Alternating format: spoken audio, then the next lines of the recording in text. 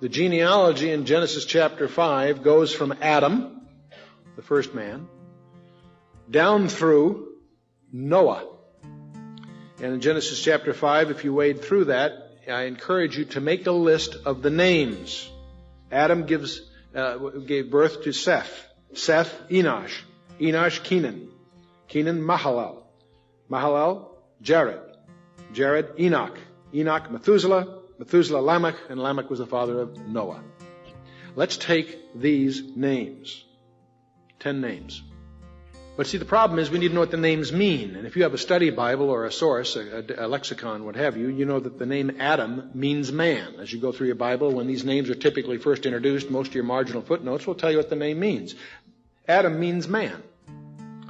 Seth means appointed. Enosh means mortal. Kenan means sorrow. Mahalalel means the blessed God. Jared means shall come down. Enoch means teaching. Methuselah means his death shall bring. Lamech means the despairing. And the word Noah means rest or comfort. Now, let's read that genealogy as a sentence. Man is appointed mortal sorrow. The blessed God shall come down, teaching that his death shall bring the despairing comfort. You remember the Bible talks about David, who was the psalmist of Israel. And I apologize for the printing error there on Psalm 23. David was the psalmist of Israel. He played the harp before King Saul. Now, it is said that when David played his harp, demons would flee from King Saul. The spirit that was troubling Saul would flee.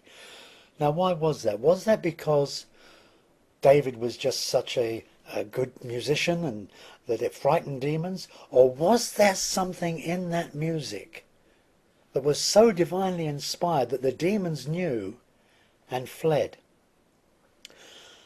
Well, a professor in America did a study on this, and she discovered that every Hebrew word not only has a picture that goes with it, it also has a color, it also has a musical note and a number that goes with it. But she, of course, became very interested in the musical notes that went with every letter.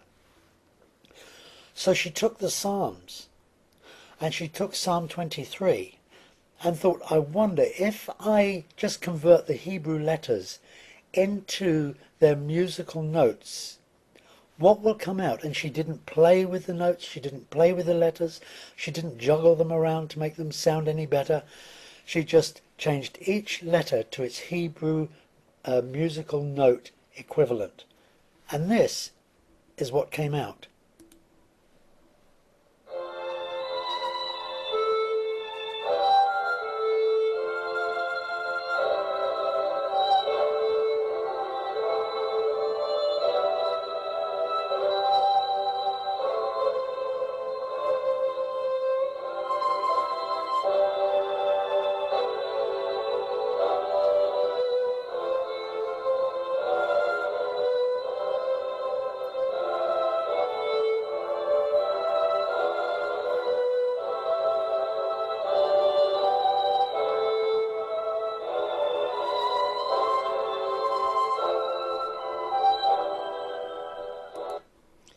Isn't that incredible?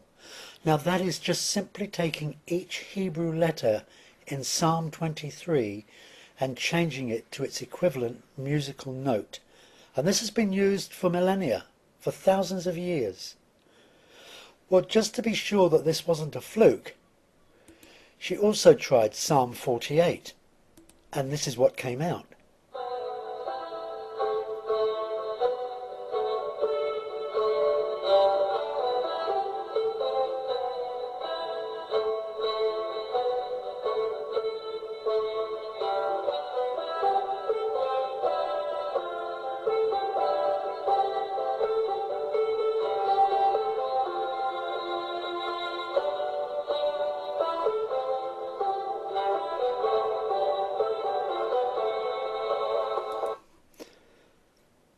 So then she went on and she also tried Psalm 81.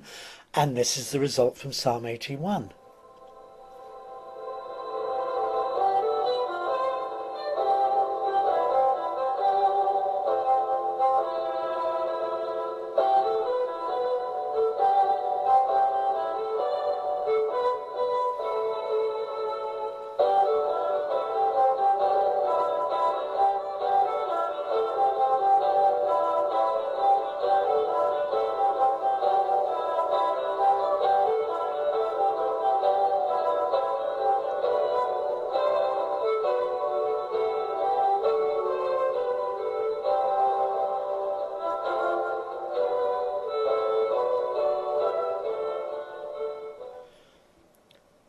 So you see how absolutely incredible this is. What you have just heard, if this is true, you are actually listening to music that wasn't simply composed by David the shepherd boy, but that music came from beyond our universe, from the heart and mind of God himself. You have just listened to music composed by God himself.